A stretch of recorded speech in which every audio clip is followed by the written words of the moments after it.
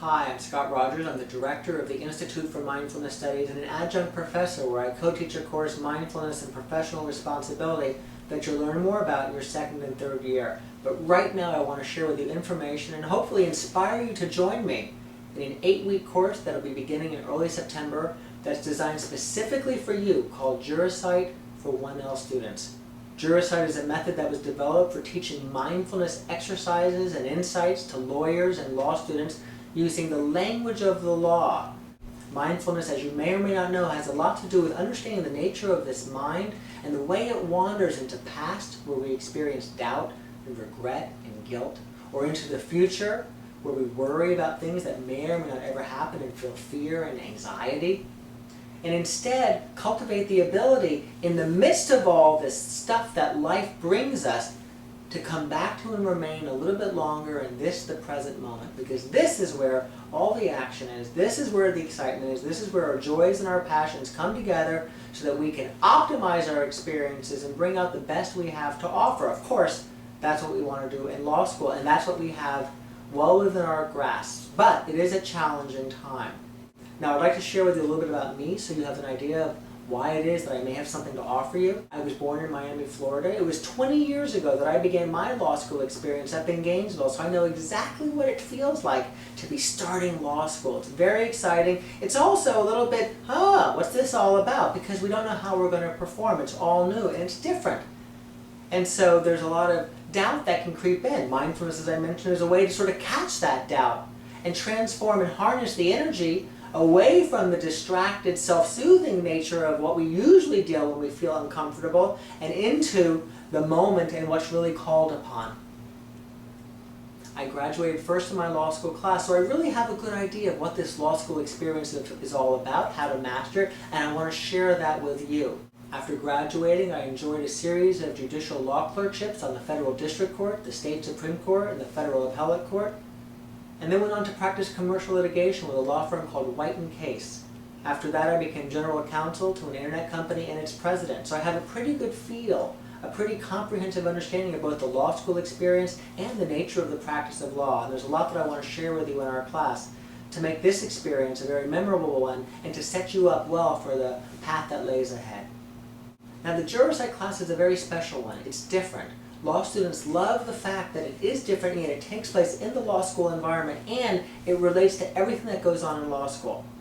You'll walk in and there'll be music playing, perhaps Bach or Mozart, there'll be an aroma, and it's very much intended to cultivate a state of mind that is focused and aware or that is relaxed. And I'll share with you why it is that this music and why it is that this aroma serves that purpose so you can have that information for when you're home or in other places. We'll spend most of our time, and it's very interactive and it's very fun, I love the class, students love the class, sharing insights and exercises to help us cultivate this mind and this body that can be present for the things that arise in our life. I'll share with you now 2 stories. They're somewhat tragic stories, but they very poignantly point out, I think, the very heart of what mindfulness practices offer. The first is about a woman named Carla Gutierrez who lived in South Florida, who about 9 years ago got up one morning, got her car, and began driving. The car veered off and she landed in a canal. There's lots of canals here in South Florida. She was able to, because the car was floating, use her cell phone to call 911. And she was in this conversation with them, trying to figure out where she was and what to do. As the car began to sink, she became, of course, as you can understand, and I certainly came, very, very much upset and very concerned. And ultimately, she drowned. When they found her and they pulled her and the car out, they saw that the passenger window behind her had been open the whole time. All she had to do was swim out. What was it in that moment of panic that resulted in this narrowing of her attention, put on these blinders, so that she missed the solution to the question that everyone was off after and the one that would have saved her life? Mindfulness and the work that we'll talk about in class has a lot to do with realizing when that narrowing of attention is taking place, what its consequences are, and what we can do to open up and expand that awareness. Another story takes place about 50 or 60 years ago in Man Gulch, where Wag Dodge and his team of firefighters were parachuted in to put out a fire that wasn't perceived to be a big deal. But the wind shifted and the fire began to come at them. They tried to escape it. It was a huge inferno. And Wag Dodge, as he was running with his team, realized that there was no way they were going to escape this fire. And in that moment of realization, in that moment of acceptance, if you will, something happened, and he had a spark of genius. He yelled to his team to stop, and they either didn't hear him or thought he was crazy, and they kept going. But he fell to the ground, he lit a match, he burned the ground in front of him. And then he moved into that space of burned ground as the fire went around him and went on to ultimately consume almost all of his team. What was it in that moment where his brain freed up to draw on from associations and experiences to come up with a solution that had never been come up with before? It's now become a standard technique in firefighting, but at the time it was unheard of.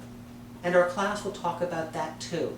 How when the answer isn't right there in front of you, and of course the law presents itself in that manner often, we're able to find a way to draw on our intuition as well as our knowledge to bring out new and exciting ideas. So you will walk into the Jurisight class with the aroma and the music, and it will feel like an oasis. Certainly will feel like an oasis from the way the day has probably been going. A much needed pause. But the neuroscience is making clear, and I will share with you much of these neuroscience findings, that mindfulness practices can change the structure and function of our brain so that old, habitual, conditioned ways of dealing with challenges that oftentimes can be reactive and unfulfilling and unproductive can be transformed into responses, and in so doing lay a different set of neural pathways so that we walk out of the oasis not just refreshed and recharged, but transformed, because we bring that into the next moments that follow. I wish you all the best as your exciting law school experience begins, and look forward to seeing you around campus. If you're interested in the class, please email me at scott@imslaw.com or let Iris Moreira in the Dean of Students office know. There's 2 classes and space is limited, and so while I hope that everyone who's interested is able to participate, that may not be the case, so the sooner you let me know, the sooner you're able to secure a spot. Oliver Wendell Holmes, one of the great justices of the United States Supreme Court, said the life of the law is not logic but experience. And so as you, in your law school classes, begin to grapple with the very thrilling logic of the law, I hope that we have a chance to come together to experience it in a way that brings them both together. So what do you like most about the Jurisight program? Or 7-8 hands, which if you do the program you'll learn. That was awesome. It just basically like stop and take a breather, literally. And when you come back to it, I feel like your brain has more oxygen and you can think better. And it was good because I got to meet people that also wanted to take law school a different route. They weren't running around crazy and competitive, and I mean, we all had goals and things we wanted to accomplish, but we did that in a much more calm and I guess friendly manner. So Dale, tell me about what it was about the Jurisight program that you found helpful to you in your first year. Sure, Scott. You know, 1L year, as I'm sure you know, can be a little bit overwhelming. You're hit with a tremendous amount of information, a tremendous amount of activities, and just, you know, your whole world sort of shifts a little bit when you begin your first year of law school.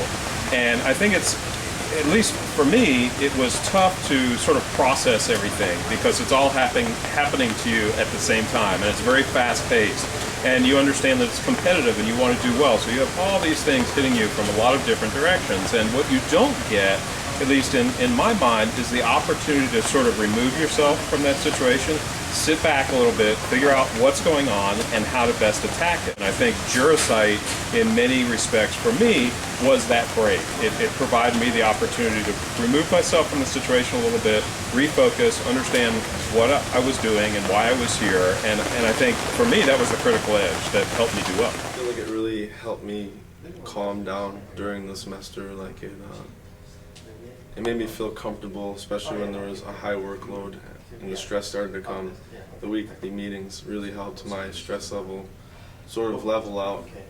There were a few times in the semester that I still felt a little stressed out, but I broke through those. And at the end of the semester, I remember sitting in my first exam and feeling the most calm and peaceful moment that I've had probably in my life.